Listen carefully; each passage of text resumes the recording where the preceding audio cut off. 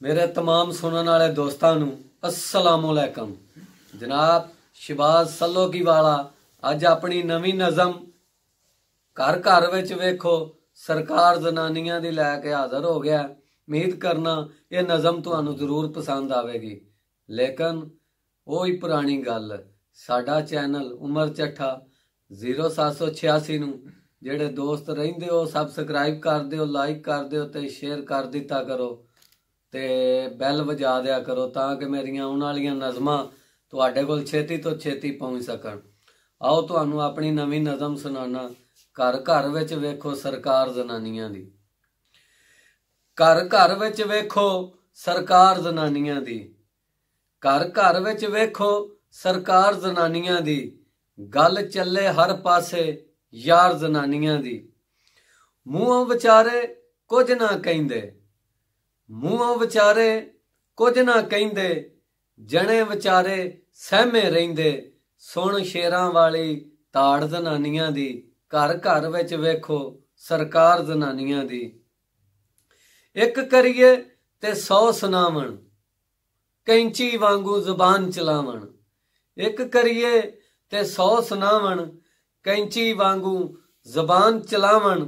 सिर लटके हर वेले तलवार जनानियां दी। घर घर विच वेखो सरकार जनानियां दी। बस स्टॉप ते भावें हस्पताल है, रेलवे स्टेशन ते भावें मैरिज हाल है। बस स्टॉप ते भावें हस्पताल है, रेलवे स्टेशन ते भावें मैरिज हाल है।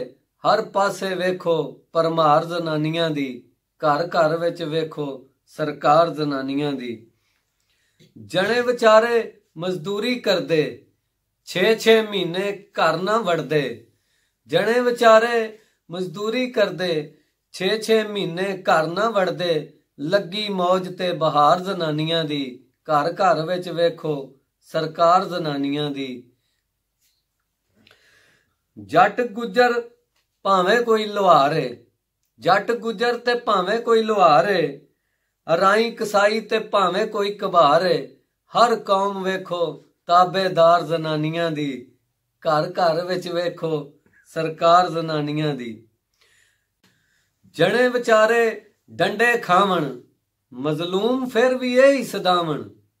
जने विचारे डंडे खावण, मजलूम फिर भी यही सदावण।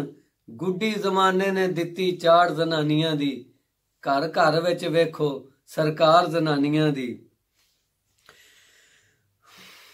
भरावां नाल लड़ा देंदियां, सिर एक दूजे दे पड़वा देंदियां। भरा भरावां नाल लड़ा देंदियां, सिर एक दूजे दे पड़वा देंदियां। सुन झूठी हाल ते पकार जनानियां दी। घर घर विच वेखो सरकार जनानियां दी। ऐ हुण जेड़ा एक शेर तुहाडी खिदमत विच लैके हाज़र होया वां, इहदी जरा तशरीह कर दियां कि जदों कोई जनानी दे पेकियां तो आवे ना ते फिर बड़े खाने बिरयानियां कस्टर ते बड़ा कुछ पक जांदा है। ते जदों कोई बेचारा जने वाले पास्यों आ जाए, ओहदा कोई भरा आ जाए, भैन आ जाए, घुट के सिर दुपट्टे नाल बन लैंदियां ते बालां दी सख्ती आ जाती, फिर उन्हां नूं कुट्टन लग पैंदियां। वो शेर लिखिआ, पेके आवन ते 100-100 खाने, पेके आवन ते 100-100 खाने। सौहरियां वारी कुट्टन न्याणे, हस हस जरिए गुज्जी मार जनानियां दी। घर घर विच वेखो सरकार जनानियां दी। जिंद शहबाज दी पावे हाड़े, जनानियां नूं कोई सिर ना चाड़े।